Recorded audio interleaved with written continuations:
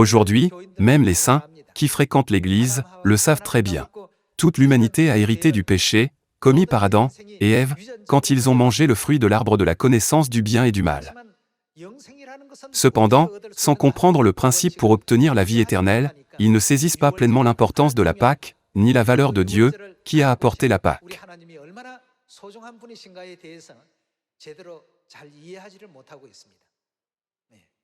Dans le livre de la Genèse, Dieu a parlé de l'arbre de la connaissance du bien et du mal, et de l'arbre de vie, nous enseignant que l'arbre de vie représente un fruit, qui accorde la vie éternelle à ceux qui en mangent.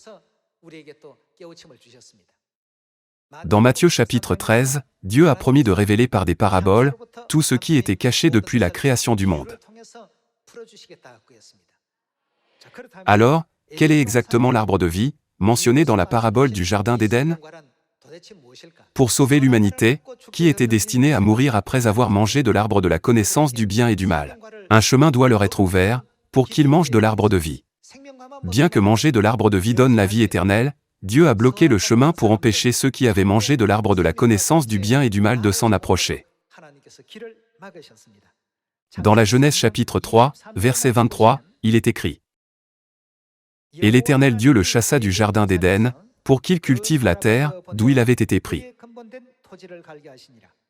C'est ainsi qu'il chassa Adam, et il mit à l'orient du Jardin d'Éden les chérubins, qui agitent une épée flamboyante, pour garder le chemin de l'arbre de vie. »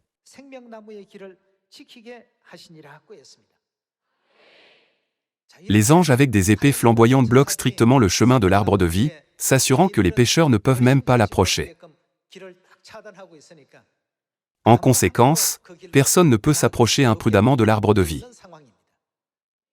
L'arbre de vie mentionné dans la Genèse est présenté sous forme de parabole, mais quelle en est réellement la réalité ?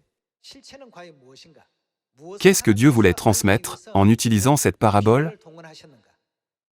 Pour ceux qui n'ont pas trouvé cette réponse, et qui prétendent « je peux aller au ciel, je serai sauvé » ou « j'ai reçu le pardon des péchés », de telles déclarations sont incorrectes.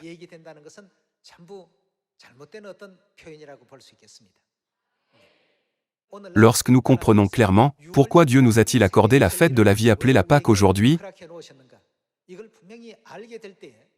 nous réalisons que le secret du ciel éternel et de l'arbre de vie dans le Jardin d'Éden est caché dans la vérité de la Pâque.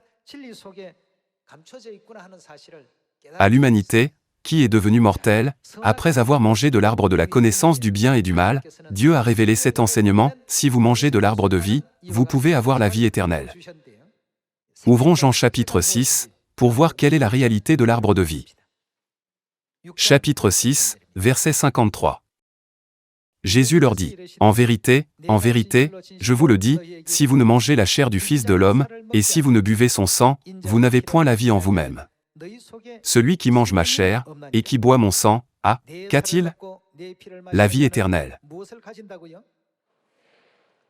Dans le Jardin d'Éden, que devait-on manger pour obtenir la vie éternelle ? Il a été dit que manger de l'arbre de vie est nécessaire pour la vie éternelle.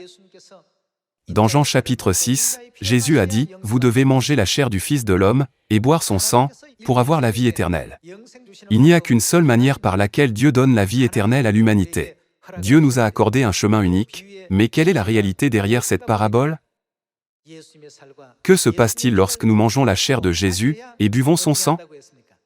Il a dit : ils auront la vie éternelle. Par conséquent, la chair et le sang de Jésus représentent l'arbre de vie dans le Jardin d'Éden. La réalité de l'arbre de vie est la chair et le sang de Jésus.